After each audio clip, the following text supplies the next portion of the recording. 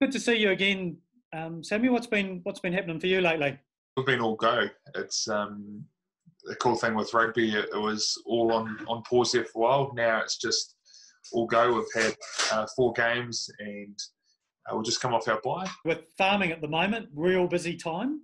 Yeah, it is a busy time, isn't it? It's probably the most challenging too, depending on obviously your farming system you're in. But most people are either calving at the moment or about to go into calve.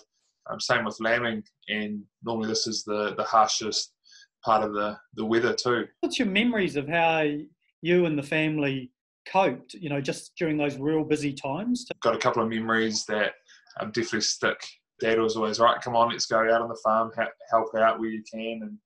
And we found that challenging, but we also knew that we had to help out where we could because the pressure that was on mum and dad and the staff, having a larger dairy farm, the challenges that are involved are massive. And when you're carving big numbers in a small amount of days, you could see that the pressure was on. And to Dad's credit, he really drove the enjoyment side of it, and that's probably why a couple of his sons are in farming. What have you learned around the importance of nutrition and eating well, just making sure that you got the fuel in your tank?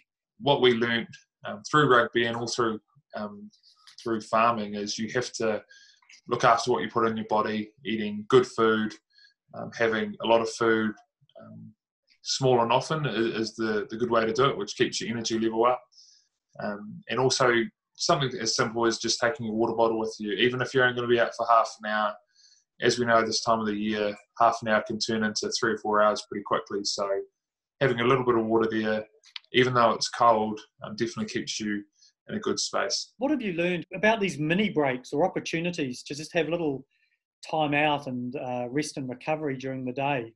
Dad used to always have a little quick power nap, and at the time I thought, oh, that's a bit weird. And sometimes it'd be a 30-second, just close your eyes, just take a little break and go because you're busy.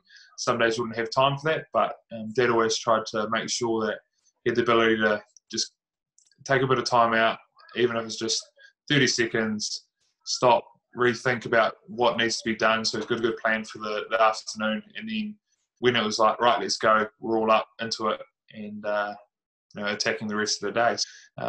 There is a good story that I remember one day walking in from the bathroom or whatever I was doing, and the cat was asleep on his stomach, and the cat's going up and down as he was breathing. And Dad realised pretty quickly, and then we were back into some hard yakka after that. In terms of your longer sleep during the night, what sort of things have you learned about the importance of getting quality sleep, even when you're real busy? I know for myself, if I've got things in my head, I've just got to write them down so then I can go, right, I'll deal with that tomorrow. One thing that definitely has helped me is leaving my phone and keeping that away from me just that half an hour before bedtime or that hour. It is good to actually just put that to the side, make sure you've got an alarm clock ready to go, so when it is time to get up, you're up and at 'em, rather than, you kind of spend that half an hour just looking at social media or reading something on your phone. That's when I find for myself, when I get rid of my phone early in the night, it definitely does help for the quality of sleep I have. Just how have you sort of juggled when you've got, a list as long as your arm of things to get through? How do you go about, just juggling that? First thing is working out what is a priority, and is there something that you can do that's going to eliminate the other 2 or 3 things.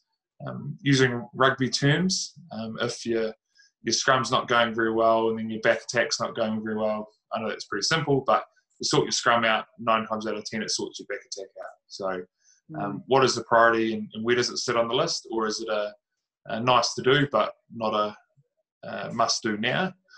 Because as we all know, whether you have a small lifestyle block or a 25,000 acres, there's always something to be done. But there's not enough time in the day, so you've got to work out what the key is and what the priority is and what you live with, and then kind of work back from there.